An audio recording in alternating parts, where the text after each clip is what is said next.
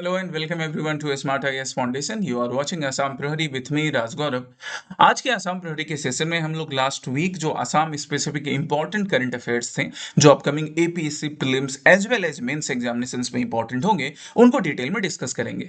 इस सेशन का document English और एसएमएस दोनों में कमेंट सेक्शन में अवेलेबल रहेगा, आप वहां से डाउनलोड करके पढ़ाई कर सकते हो। और एक चीज ध्यान में रखनी है कि इस सेशन में जो भी टॉपिक्स हम डिस्कस करने वाले हैं ना उसको एग्जाम पर्सपेक्टिव से चूज किया गया है कि हाई स्कोरिंग टॉपिक्स हों और साथ ही साथ उनसे रिलेटेड प्रैक्टिस क्वेश्चंस रहते हैं। ये प्रैक्टिस क्वेश्चंस प्रीलिम्स के लिए और मेंस दोनों सेक्शन को टारगेट करते हुए होते हैं। प्रीलिम्स वाले प्रैक्टिस क्वेश्चंस का आंसर तो तुम कमेंट सेक्शन में करो ही। लास्ट वीक्स के प्रैक्टिस क्वेश्चंस के आंसर आपको इस सेशन के साथ में अटैच कर दूंगा। पर मेंस भी आंसर राइटिंग ना अपनी जारी रखिए। आप एक वीक में कम से कम 2-3 तो मेंस के क्वेश्चंस लिख सकते हो, क्योंकि प्रीलिम्स के बाद तो बाबू फिर मेंस आएगा ना। अगर मेंस की तैयारी ही नहीं करोगे तो सिर्फ प्रीलिम्स क्लियर करके जय हो नहीं होने वाली। ठीक है। सो प्रीलिम्स और मेंस दोनों की साथ में तैयारी करनी है। इन दोनों चीजों को ध्यान में रखकर आपका आसाम प्रहरी का सेशन रहेगा। Now come to discuss the topics which we are gonna discuss in today's Assam Prahari session. पहला टॉपिक जो हम आज डिस्कस करने वाले हैं वो पहला टॉपिक है एक ऑक्शन स्टैंड ऑफ के बारे में। यहां हम बात करेंगे अपने टी प्रोड्यूसर्स का, और टी प्रोड्यूसर्स के ऊपर सरकार ने एक जो नया कंपलसरी प्रोविजन, एक नया कंपलसरी नोटिफिकेशन इशू किया है ना, हम उसकी बात करेंगे। सेकंड टॉपिक होगा आसाम की एक बड़े यूनिक आर्ट फॉर्म जिसको नेशनल आर्ट एग्जीबिशन में प्रेजेंट किया गया पहली बार। तो यहां से हमें दो चीज सीखने मिलेगी। हमें सीखने मिलेगा आसाम के सांची पात के बारे में, इसके कॉन्ट्रीब्यूशंस के बारे में, हिस्टोरिकल सिग्निफिकेंस के बारे में, और साथ ही साथ जिस इंस्टीट्यूशन ने नेशनल आर्ट एग्जीबिशन ऑर्गेनाइज किया उससे रिलेटेड प्रीलिम्स में क्वेश्चंस कैसे आ सकते हैं, इस पूरे होल टॉपिक से मेंस में क्वेश्चन कैसे पूछा जा सकता है, हम वो डिस्कस करेंगे। फिर आगे के ये जो 3 टॉपिक हैं आपके पास, ये ना प्रीलिम्स में बड़े इंपॉर्टेंट होंगे। मेंस में भी क्वेश्चन आ सकता है, जितना डिटेल है नीडेड हम वो डिस्कस करेंगे। पर प्रीलिम्स में ये तीनों टॉपिक बड़े इंपॉर्टेंट है। सवारी फेस्टिवल अभी बिहू के टाइम सेलिब्रेट किया गया, बहुआ डांस कल्चर से रिलेटेड है ना, कल्चर के साथ साथ एनवायरनमेंट से भी रिलेटेड हो जाता है, इकोलॉजिकल इंपॉर्टेंस को भी दिखाता है और रिच कल्चर को भी दिखाता है। And Oscar of science award 2026, जहां पर एक टीचर ने जिनका जन्म यही आसाम में हुआ, जो अभी यहाँ आसाम में ही पढ़ा रहे हैं, पर इन्होंने आसाम के साथ साथ पूरे भारत और पूरे टीचर्स कम्युनिटी का नाम रोशन किया है। तो ये टॉपिक्स आज हमारे आसाम प्रियोरिटी के सेशन के मेन एजेंडा होंगे। Come to the very first topic, the auction stand off the producers demand self flexibility. Actually एक न्यूज कवर किया गया जहां पर सरकार की तरफ से एक नोटिफिकेशन आया कि जो टी प्रोड्यूसर्स है ना उनको अपना 50% ऑक्शन करना पड़ेगा। तो यहाँ पे हमारे टी प्रोड्यूसर्स बॉडीज और डिफरेंट टी प्रोड्यूसर्स जो वेलफेयर स्कीम्स है, वेलफेयर ऑर्गेनाइजेशंस है, उन्होंने बोला कि नहीं भाई, ये जो ऑक्शन करने का तरीका है, हमारे ऊपर जो कंपलसरी मेजर्स अप्लाई किए जा रहे हैं, हम इसको फॉलो नहीं करते हैं। ठीक है, चलिए हम बात करते हैं क्या है। बात हो रही है tea industry in Assam in West Bengal दोनों की। आप इससे रिलेटेड क्वेश्चंस अपने आसाम पीसीएस प्रीलिम्स और मेंस में एक्सपेक्ट कर सकते हो, पर बंगाल में भी क्वेश्चन पूछा ही जा सकता है। Why? Because as per the new notification by the central government के new notification के according, at least 50% of output by these tea producing bodies, by these farmers who are producing tea, इनको auction के through cell करना होगा। और जो dust tea वाला part होता है ना उसका कंप्लीट 100%। यहां पर हमारी T producing bodies and T producer farmers जो हैं उन्होंने यहां पर ऑब्जेक्शन जताया है। क्यों ऑब्जेक्शन जताया है, बात करते हैं। कंट्रोवर्सी के डिटेल्स को देखते हैं। Ministry of commerce and industry ने फरवरी में एक नया नोटिफिकेशन जारी किया कि आपको अपने टोटल एनुअल आउटपुट का 50% पब्लिक ऑक्शंस के थ्रू सेल करना पड़ेगा, और जो डस्ट ग्रेड आपके पास जो टी होता है उसका 100%। इसको लेकर जो डिफरेंट इंडस्ट्री बॉडीज हैं, जो टी वर्कर्स और टी प्रोड्यूसर्स के इंटरेस्ट होते हैं, उनके जो भी उनके वेलफेयर होता है उसको ध्यान में रखकर जो बॉडी बनाई गई है, जैसे एनईटीए, बीसीपी, एबीएल, टीएमए, इन बॉडीज ने अपना अपोजिशन, अपना ऑब्जेक्शन प्रेजेंट किया सरकार के सामने। इन्होंने बोला कि नहीं, ये जो कंपलसरी आप हमारे साथ कर रहे हो कि हमें कंपलसरी 50% ऑक्शंस के थ्रू सेल करना होगा, इससे हमारे टी प्रोड्यूसर्स को, वर्कर्स को काफी चैलेंजेस आने वाले हैं। वो अभी हम नेक्स्ट स्लाइड में डिस्कस करेंगे। यहाँ पे एक और चीज ध्यान में रखिए कि जब हम ओवरऑल टी प्रोडक्शन की बात करते हैं तो Assam and West Bengal, those are the two neighbouring states, है ना, दो नेबरिंग स्टेट्स है, पड़ोसी राज्य हैं। ये रिस्पेक्टिवली 50% एंड 30% टी का प्रोडक्शन करते हैं। मतलब आसाम का कंट्रीब्यूशन कितना है, 50%, और वेस्ट बंगाल का कंट्रीब्यूशन कितना है, 30%। ओके, तो चलिए अब हम चैलेंजेस डिस्कस करते हैं कि इससे क्या इकोनॉमिक इंपैक्ट पड़ने वाला है, क्या चैलेंजेस होने वाले हैं हमारे टी प्रोड्यूसर्स को। तो सबसे पहले तो एक जो बड़ा चैलेंज आएगा ना, वो चैलेंज है ट्रांजेक्शन कॉस्ट का। कि सरकार क्या बोल रही है कि आपको 50% तक ऑक्शन करना पड़ेगा, जो आपका प्रोडक्शन है वो ऑक्शन के थ्रू ही, आपको पब्लिक ऑक्शन के थ्रू ही करके सेल करना है। तो टी प्रोड्यूसर्स को उनको क्या करना पड़ेगा, यहाँ जहां पर भी टी फार्म्स होते हैं वहां से लेके इनको लाना पड़ेगा ऑक्शन इंस्टीट्यूशंस तक। अब सपोज मान लो कि जोरहाट में टी गार्डन में प्रोडक्शन हो रहा है, राइट, और वहां से लेकर अब गुवाहाटी आना पड़ रहा है इनको, यहाँ पर जहां पर ऑक्शन सेंटर है, तो ये जो कॉस्ट है ना ये इनका इंक्रीज हो जाएगा। As per the survey, as per different estimates, around 10 per KG का कॉस्ट पड़ता है।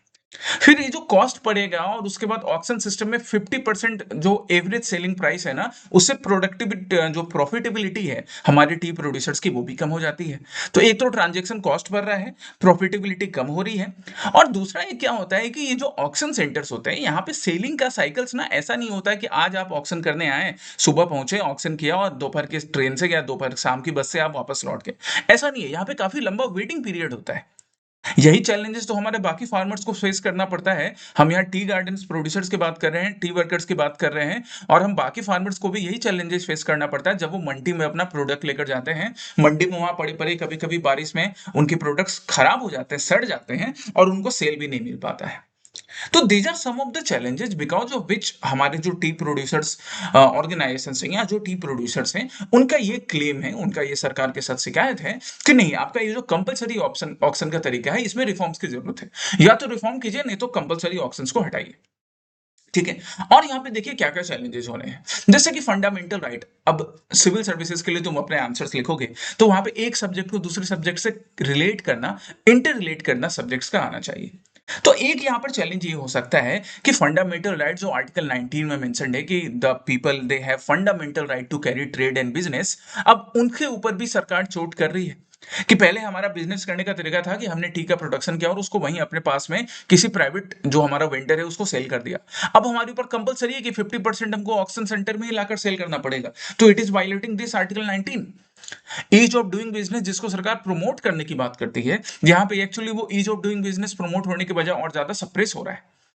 कमोडिटी बोर्ड्स जो हैं, अदर कमोडिटी बोर्ड्स जो मिनिस्ट्री में बाकी मिनिस्ट्रीज में है, जैसे मान लो सपोज कॉटन के अंदर के हम कॉटन की बात कर लें, या सपोज हम प्रोडक्शन की बात करते हैं सेमीकंडक्टर से रिलेटेड, या सपोज हेवी मटेरियल से रिलेटेड, किसी भी चीज से रिलेटेड, वहां पे फ्लेक्सिबिलिटी है। और ये रिस्ट्रिक्शन सिर्फ हमारे टी प्रोड्यूसर्स पे इंपोज किया जा रहा है, तो ये एक शिकायत उनकी ये भी है, right. Demands of T industry के हमारे वर्कर्स या टी इंडस्ट्री प्रोड्यूसर्स का डिमांड कर रहे हैं कि अगर आपको ऑक्शन ही करवाना है तो एटलीस्ट ऑक्शन सेंटर्स जो है ना, वो ऑक्शन सेंटर्स अलग अलग जगहों पे आप पहले अवेलेबल करवाइए। ये जो कंप्लीट आपने एक क्राइटेरिया रख रखा है कि 100% जो डस्ट ग्रेड टी है उसको ऑक्शन के थ्रू ही सेल करना पड़ेगा, इसको भी खत्म कीजिए। क्योंकि देखो यहाँ पे प्रॉफिट क्या होता है ना कि जो डस्ट ग्रेड टी होता है उसको क्या करते हैं हमारे टी प्रोड्यूसर्स, उसको लोकल मार्केट में भी सेल कर देते हैं। और लोकल मार्केट में कई ऐसे वेंडर्स हैं जो कि इस डस्ट ग्रेड टी को यूज करते हैं, सेल करते हैं। ये कंप्लीट डस्ट नहीं होता है गाइज, ठीक है, बस इसको डस्ट ग्रेड में क्लासिफाई किया जाता है। तो इनका लोकल मार्केट में अच्छा डिमांड रहता है, जो हमारे टी प्रोड्यूसिंग फार्मर्स हैं उनको हाथों हाथ पैसा मिल गया। दूसरी तरफ पॉलिसी अलाइनमेंट की भी बात कर रहे हैं कि आप एक तरफ बोलते हो कि ease of doing business promote होना चाहिए, यहाँ पर आप हमारे ऊपर कंपलसरी रिस्ट्रिक्शंस रख रहे हो कि सेल करने के लिए ऑक्शन सेंटर में जाना पड़ेगा, 50% सेल करना पड़ेगा, 100% डस्ट ग्रेड ऑक्शन से ही सेल करना पड़ेगा। तो इन सब की वजह से आपकी एक पॉलिसी दूसरे पॉलिसी से अलाइन नहीं हो रही है, and that's why now they are presenting a memorandum before the prime minister through the prime minister office कि सरकार को, प्रधानमंत्री को इसके ऊपर एक्शन लेना चाहिए। देखते हैं आगे क्या होगा। हम यहाँ पे कुछ वे फॉरवर्ड भी प्रेजेंट कर सकते हैं अपने साथ। वे फॉरवर्ड क्या हम प्रेजेंट कर सकते हैं कि हमें एक हाइब्रिड मॉडल देने की जरूरत है। यहाँ पर कंपलसरी कर दिया गया कि 50% आपको ऑक्शन नहीं करना पड़ेगा। अगर मान लो हम एक ऐसा हाइब्रिड मॉडल दें कि सर्टेन अमाउंट, आप ये फ्लेक्सिबिलिटी दिया जाएगा प्रोड्यूसर्स को, टी प्रोड्यूसर्स को, कि सर्टेन अमाउंट ऑफ ऑक्शन के थ्रू सेल कीजिए, जिससे कि सरकार को भी नजर बने रहे कि अच्छा कितना प्रोडक्शन हो रहा है, और फिर वो फ्लेक्सिबिलिटी आपके पास रहे कि आप भी प्राइवेट वेंडर्स को सेल कर सके। ई ऑक्शन इंफ्रास्ट्रक्चर डेवलप करने की जरूरत है। अब वही जैसे मैंने एग्जांपल दिया ना कि अब हमारा एक जो प्रोड्यूसर है, टी प्रोड्यूसर है, वो सपोज जोरहाट में रह रहा है, तो उसके पास ना वहाँ पे सरकार क्या करे, ऐसे सेंटर्स डेवलप करवाए, राइट, पब्लिक सर्विसेज के सेंटर डेवलप करवाए जहाँ पे ई ऑक्शन का अवेलेबिलिटी हो।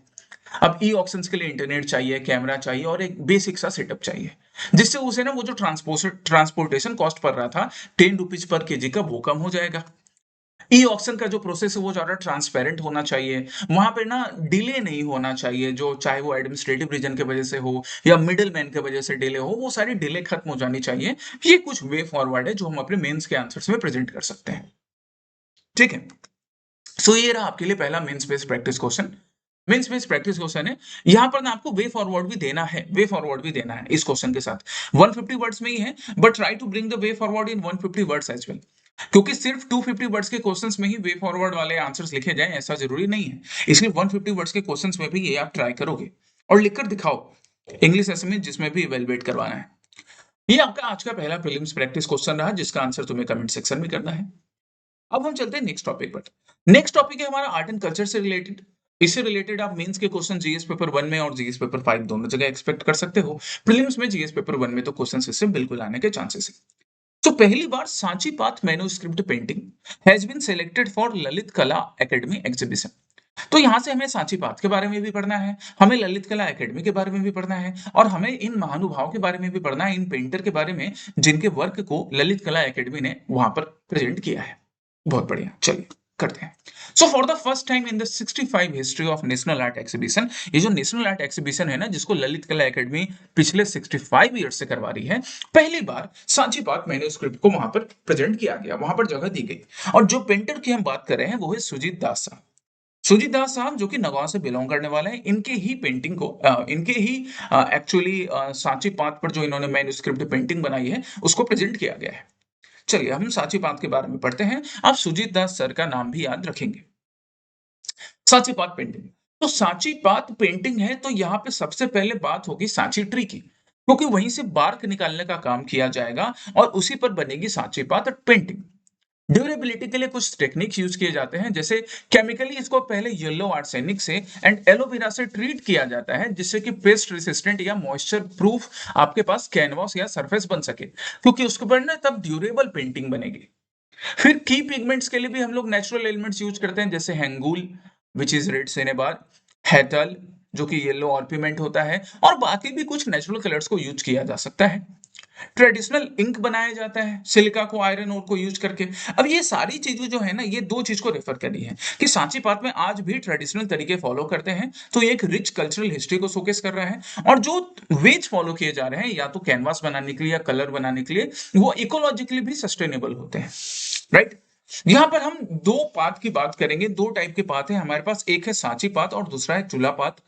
सांची पात एक्चुअली जैसा मैंने बताया ये सांची ट्री के बार्क पर उसका जो बाहर वाला छाल होता है ना उसके ऊपर बनाया जाता है, और तुला पात जो होता है ये तुला पात हैंडमेड पेपर के ऊपर बनाया जाता है, यूजुअली हैंडमेड पेपर के ऊपर, ठीक है, कॉटन पल्प से बनाया जाता है। तो सांची पात वर्सेस तुला पात का ये बेसिक डिफरेंस आप याद रखना। सांची पात को यूजुअली, राइट, हिस्टोरिकली जब देखा गया आज भी तो प्रीमियम या सेक्रेड वर्क के लिए यूज किया जाएगा, और जो तुला पात है उसको कॉमन यूज के लिए भी यूज करते हैं, ठीक है। बाकी सांची पाठ एंड चूल्हा पाठ से रिलेटेड और बेसिक और इंफॉर्मेशन आप गैदर कर सकते हो अपने प्रीलिम्स मेंस आंसर्स के लिए, प्रीलिम्स मेंस एग्जामिनेशंस के लिए। हम सांची पाथ पेंटिंग के फीचर्स की बात करें तो सबसे पहले सांची पाथ पेंटिंग की जो फीचर्स है ना, जो टेक्निक है वो हमने आपके साथ डिस्कस की, या फिर से लेफ्ट साइड में लेफ्ट कॉलम में उसको और डिटेल में मेंशन कर रखा है।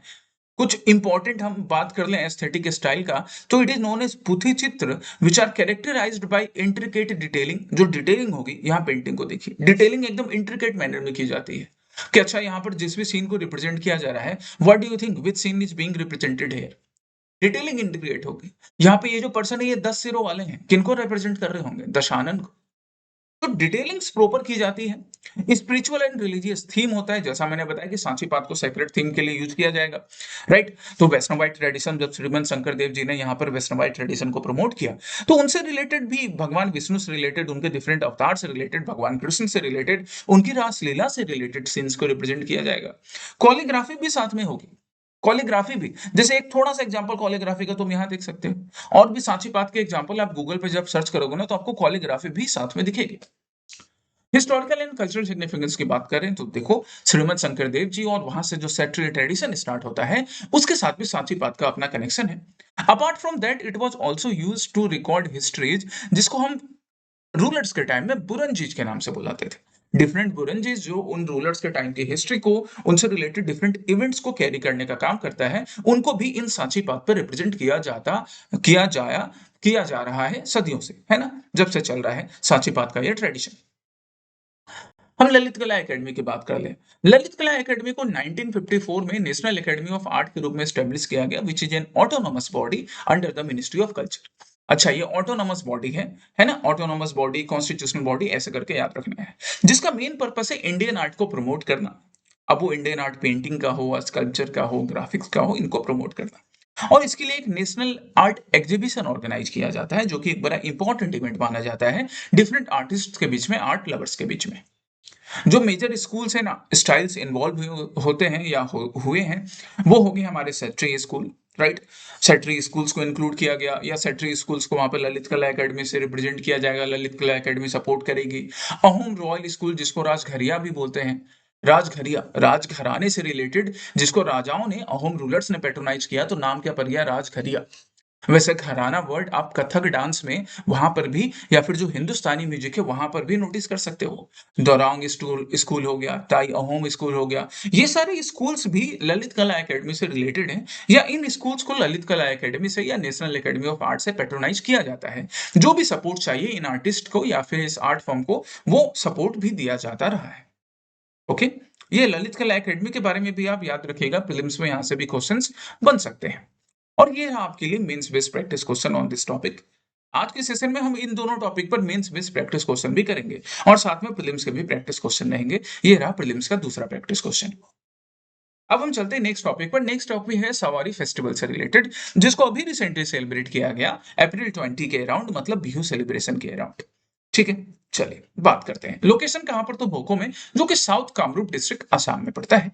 अब यहाँ पे इस पिक्चर को देखो, तो इस पिक्चर को देखकर आइडिया लगेगा कि सवारी फेस्टिवल में एक टाइप की आपको रेस देखने को मिल सकती है, एक स्पोर्ट्स देखने को मिल सकता है, जहां पे एलिफेंट्स यूज किए जाते हैं।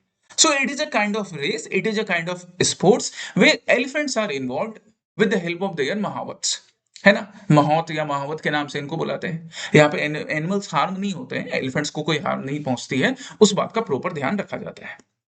ठीक है, अभी 2026 में बोको में ये जो सवारी फेस्टिवल सेलिब्रेट किया गया, ये 11437 है। अच्छा, ऐसी चीजें भी याद रखें प्रीलिम्स के लिए। टिपिकली इसको जो बोहाग बिहू वाला टाइम होता है, उस टाइम में सेलिब्रेट किया जाता है। तो it is related to ecological significance as well, और साथ ही साथ कल्चरल फेस्टिवल से भी रिलेटेड है। कई कम्युनिटी इसमें पार्टिसिपेट करती हैं, जैसे Rabha community, Boro, Garo community, Koch Rajbanshi community, right? Apart from that Nepali and Bengali community and other people who come to witness this events, वो भी इसमें पार्टिसिपेट करते हैं। इसका एक और खास बात है कि यहाँ पे कई फोक डांसेस भी परफॉर्म किए जाते हैं, और डिवोशनल आर्ट्स जैसे घोष नाम भी इन फेस्टिवल्स का पार्ट बनते हैं। सो इन फेस्टिवल्स में एनिमल कंजर्वेशन भी है, एनिमल्स का पार्टिसिपेशन भी है, ह्यूमन एनिमल्स के बीच का रिलेशन भी है, और साथ ही साथ जो ट्रेडिशनल आर्ट फॉर्म है जो यहाँ पर आपको दिख रहे हैं, वो भी इनका पार्ट बनते हैं। अब इससे रिलेटेड प्रीलिम्स में क्वेश्चन आपके इस तरह से आ सकता है। ये रहा आपका थर्ड प्रीलिम्स प्रैक्टिस क्वेश्चन। इसका आंसर कमेंट सेक्शन में करो, और अगली बार अगले सेशन में मैं तुम्हें इन प्रीलिम्स प्रैक्टिस क्वेश्चंस के आंसर कमेंट सेक्शन में या डॉक्यूमेंट के साथ शेयर कर दूंगा। ठीक है, जैसे लास्ट वीक जो प्रीलिम्स प्रैक्टिस क्वेश्चन है, उसके आंसर इस डॉक्यूमेंट के एंड में अटैच रहेंगे। अच्छा, मेंस में इनका कैसे यूज हो सकता है? तो मेंस में डायरेक्टली अब सवारी फेस्टिवल पे क्वेश्चंस तो बनना उतना पॉसिबल नहीं है, पर मेंस में मान लो सपोज आप पे एक क्वेश्चन बना मेंस में कि हाउ डिफरेंट फेस्टिवल्स या how different harvest festival they are associated with human animal relations as well, तो वहां पर आप सवारी फेस्टिवल का एग्जांपल दे सकते हो, है ना? डायरेक्ट क्वेश्चन ऐसे बने या इनडायरेक्ट क्वेश्चंस बने, वहां पर आप एग्जांपल दे सकते हो। नेक्स्ट हम चलते हैं बहुआ डांस के ऊपर। बहुआ डांस, अब यहाँ पे जरा न्यूज़पेपर की क्लिपिंग में ध्यान दो, तो बहुआ dance of the Sonowal Kasari community. ठीक है, सोनोवाल कसारी कम्युनिटी इसको प्राइमरली सेलिब्रेट कर रही है, प्राइमरली परफॉर्म कर रही है, और डिटेल में हम बात करते हैं। So Bohua dance which is primarily associated with the Sonowal Kachari community, right? It is being performed in those region where the Sonowal Kachari community they are living. ये जो पिक्चर अभी हमने देखा, ये पिक्चर हमने कहाँ का देखा? तो हमने देखा भिवपुरिया लखीमपुर डिस्ट्रिक्ट। ठीक है, चलिए हम इसकी बात करें परफॉर्मेंस की, या क्या क्या चीजें इससे रिलेटेड है, क्या सिग्निफिकेंस है। तो बहुआ dance is performed by the Sonowal Kachari community which is a form of symbolic dance, जहां पर यह दिखाया जाता है कि किस तरह से भगवान शिव ने एक बार एविल्स को दूर भगाया था। और इस डांस का पर्पस आज भी यही है, लोग इसको इसलिए परफॉर्म करते हैं to drive away the evil spirits, the evil forces, to cleanse the village of disease, कि गांव में कोई डिजीज हो, किसी भी टाइप की विपत्ति हो, किसी भी टाइप की समस्या हो, तो वो धीरे धीरे दूर हो जाए, और नई ईयर का स्वागत किया जा सके। नई ईयर का स्वागत ही तो होता है ना बिहू सेलिब्रेशन में, बोहाग बिहू में, जिसको हम एसएमएस न्यू ईयर के नाम से भी बुलाते हैं, बोहाग बिहू के नाम से भी संबोधित करते हैं, बैसाख के नाम से भी संबोधित करते हैं। इसका अपना एक कल्चरल सिग्निफिकेंस भी है, जिसको मिथोलॉजिकल रूट या रिलीजियस हिस्टोरिकल रूट के नाम से भी बुलाया जा सकता है। जब भगवान Shiva who is referred as बप्पा आई या खोरिया राजा के नाम से उनको बुलाया गया, राइट, वो खुद आते हैं और इस फॉर्म में डिवोटीज को आशीर्वाद देते हैं या डेविल्स को दूर भगाते हैं। यहाँ जो कैरेक्टर है, सेंट्रल कैरेक्टर है बहुआ, जो कि लाइफ के डिफरेंट इवेंट्स को, बर्थ को, मैरिज को, डेथ को, राइट, और उससे related different social and spiritual themes को रिप्रेजेंट करने का काम करता है। एक स्पेशल अटायर यहाँ पे वियर किया जाता है। आप देख सकते हैं ये स्पेशल अटायर जो है ये किससे बनता है, बनाना लीव से। और साथ ही साथ मास्क वियर किया जाता है which is made from the bamboo splints and the cloth are painted with bold and earthly colour. So this is showing the association with the nature. ये नेचर के साथ एसोसिएशन को, और जो कल्चर है, जो ट्राइबल कल्चर है, या जो एक कल्चर है जो पहले से चला आ रहा है ना, बिहू फेस्टिवल के सेलिब्रेशन के टाइम में या फिर हार्वेस्ट के सेलिब्रेशन के टाइम में, उसको शोकेस करने का काम करता है बहुआ डांस। ये रहा आपके लिए fourth practice question based on Bahua dance. Bahua dance को आप मेंस में याद रखोगे एक पर्टिकुलर कम्युनिटी का, जैसे हम यहाँ सोनोवाल कचारी कम्युनिटी की बात कर रहे हैं कि किस तरह से सोनोवाल कचारी कम्युनिटी अपने रिलीजियस हिस्ट्री को भी कैरी कर रही है और साथ ही साथ नेचर के साथ कनेक्शन अपने इस यूनिक अटायर के थ्रू भी दिखाती है। ये मेंस में इसका रेलेवेंस हो जाएगा। Okay, come to the last but not the least topic related to this teacher, जिन्होंने ना सिर्फ आसाम का, ना सिर्फ भारत का, बल्कि हम सब टीचर्स का नाम रोशन किया। कौन है? डॉक्टर अतनु नाथ। ठीक है, चलिए हम इनके बारे में पढ़ते हैं, इनके कॉन्ट्रीब्यूशंस के बारे में। सबसे पहले तो इनके बारे में हम बात करें तो ये असिस्टेंट प्रोफेसर है, कहाँ पर, तिहु कॉलेज नौलबारी असम में। और इन्हें ऑस्कर ऑफ साइंस के नाम से, जो ब्रेक थ्रू प्राइज है, इसको ऑस्कर ऑफ साइंस के नाम से भी बुलाया जाता है, उससे सम्मानित किया गया है। किस कैटेगरी में? फंडामेंटल फिजिक्स कैटेगरी में, right. He is the first scientist from North East India to receive this award, the breakthrough prize. और बड़ी अच्छी बात क्या है कि वैसे ये अवार्ड लेने के बाद भी या लेने के पहले ये यहीं आसाम में ही सर्व कर रहे थे, मतलब अपनी मिट्टी को ही सर्व करने का काम कर रहे हैं टीयू कॉलेज नालबारी में। बच्चों को कितना सीखने मिलेगा इनसे। ठीक है, हम अवार्ड की बात करें तो he is among the 376 scientists globally and approximately 11 Indians recognised for the specific contribution in 2026। बाकी के जो इंडियंस है वो अभी इंडिया में रहकर काम नहीं करें, वो दूसरे दूसरे जगहों पर हैं, पर इन्होंने अपनी मिट्टी को चुना, अपने देश को चुना। तो 376 ग्लोबली एंड 11 इंडियन साइंटिस्ट के बीच में इनका भी नाम है, डॉक्टर अतनु नाथ का। कभी इनसे मिलने का मौका मिला तो बड़ा अच्छा होगा, खुशनसीब मानेंगे खुद को, कुछ सीखने भी मिल जाएगा। इनका जो मेजर एक्सपेरिमेंट था, जो मेन पार्ट था इनका एक्सपेरिमेंट था, वो था मुऑन पार्टिकल के ऊपर। अगर हम ब्रीफली मुऑन की बात करें तो muon is a fundamental particle similar to an electron but 200 times more massive. तो फंडामेंटल फिजिक्स में ना इसका यूज हो सकता है। आज हम फंडामेंटल फिजिक्स को डिस्कस नहीं कर रहे हैं, उसके लिए डॉक्टर अतनु नाथ हमें बेहतर समझा सकते हैं। But you need to remember कि प्रीलिम्स में आपसे क्वेश्चन पूछ सकता है, अच्छा what do you mean by the word muon. तो आपको याद रखना है कि it is somewhere similar to an electrons but 200 times more massive, right. Experiment जो है, this measures the anomalous magnetic dipole moment of the muon. Muon के magnetic dipole moment को ऑब्जर्व करने का काम करता है। और इसका सिग्निफिकेंस आगे धीरे धीरे धीरे धीरे, इस सिग्निफिकेंस के ये जो एक्सपेरिमेंट है, इसके सिग्निफिकेंस हमें आगे भी साइंस एंड टेक से रिलेटेड डिफरेंट डेवलपमेंट में जानने को मिलेंगे। ओके, ये रहा आपके लिए prelims based practice question based on that topic. तो आज के सेशन में आपके पास 5 प्रीलिम्स बेस्ड प्रैक्टिस क्वेश्चन है, पांचों का आंसर मुझे कमेंट सेक्शन में चाहिए। मेंस का जो टॉपिक है वो मैंने यहाँ एक्सप्लेन कर रखा है, इसका पीडीएफ कमेंट सेक्शन में अटैच रहेगा, इंग्लिश एसएमएस दोनों में। आपको पीडीएफ ओपन करना है, एक बार उसको पढ़ना है और मेंस प्रैक्टिस क्वेश्चन को भी लिखकर इवेलुएट करवाना है अपने टीचर से। Okay, this would be the agenda for today's Assam Prahari session. अगले वीक, ये लास्ट वीक के आसाम प्रहरी के प्रैक्टिस क्वेश्चन है, अगले वीक के आसाम प्रहरी में फिर संडे को हम लोग मिलेंगे। टिल देन आप प्रीलिम्स प्रैक्टिस क्वेश्चंस का आंसर करो, मेंस के प्रैक्टिस क्वेश्चंस को प्रैक्टिस करो, राइट। बाकी अपनी पढ़ाई में जहां कहीं जो कुछ भी दिक्कत हो हमारे साथ मिलो, हमारे साथ साझा करो। एपीसी प्रीलिम्स के लिए क्रैश कोर्स भी स्टार्ट हो चुका है 24 अप्रैल से, राइट। उसको भी आप रेगुलर ज्वाइन कीजिए सो दैट आपके अपकमिंग आने वाले एग्जामिनेशंस में आप अच्छा परफॉर्म कर सके। Okay, so take care, study well, जय हिंद।